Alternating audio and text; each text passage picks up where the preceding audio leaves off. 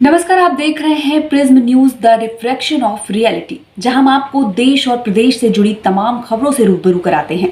इसी के साथ आगे बढ़ते हैं और देखते हैं आज की इस बड़ी खबर में क्या कुछ है खास। उन्नाव पहुंचे हिमाचल के राज्यपाल। उन्नाव से अभिषेक मिश्रा के साथ राकेश कुमार कांगड़ा से खास खबर।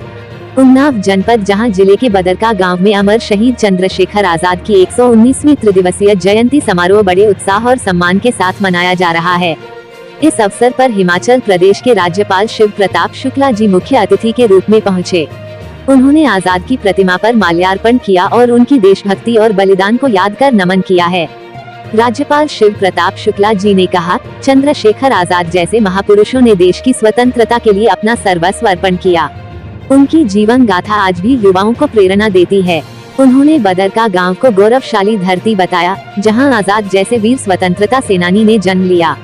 इस अवसर पर उन्नाव के सांसद साक्षी महाराज जी ने भी आजाद की प्रतिमा पर श्रद्धांजलि अर्पित की।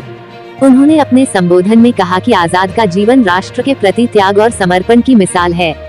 आज की पीढ़ी को उनके आदर्शों से प्रेरणा लेकर देश की उन्नति के लिए कार्य करना चाहिए। कार्यक्रम के आयोजक और ट्रस्ट के अध्यक्ष राजेश शुक्ला, भगवंत नगर के जनप्रिय विधायक आशुतोष शुक्ला जी और अन्य स्थानीय नेता भी समारोह में शामिल हुए। राज्यपाल महोदय को प्रतीक चिन्ह और अंगवस्त्र भेंटकर सम्मानित किया गया। इस दौरान बड़ी संख्या में स्थानीय लोग, स्कूल के बच्चे और स्वतंत्रता सेनानियों के परिवारों के सदस्य उपस्थित रहे।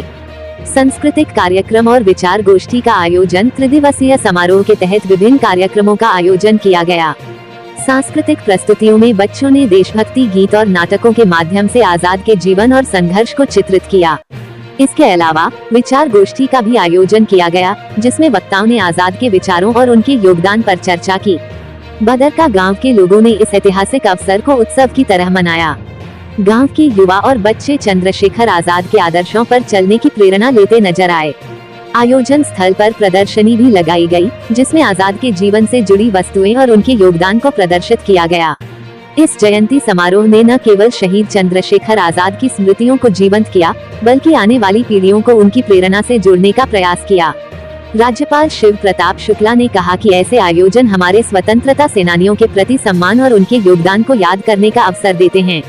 इस संदर्भ में शिव प्रसाद शुक्ला जी, राज्यपाल हिमाचल प्रदेश ने जानकारी दी। देखिए, चंद्रशेखर आजाद जी ने जो एक बात कही थी कि मैं आजाद हूं और आजाद रहूंगा, वह इस नाते कही थी, केवल अपने लिए नहीं बल्कि भारत को उस समय आजाद कराने के लिए कहा था। आज भी हमारी आजादी केवल हमारे लिए नहीं है। लोकतंत्र एक अपनी मर्यादा रखता है। आज यह देश लोकतांत्रिक पद्धति का देश है और मैं समझता हूं कि इन सभी लोगों के बलिदानों का परिणाम है कि यह देश पूरे विश्व में सबसे बड़ा लोकतंत्र के रूप में जाना जाता है।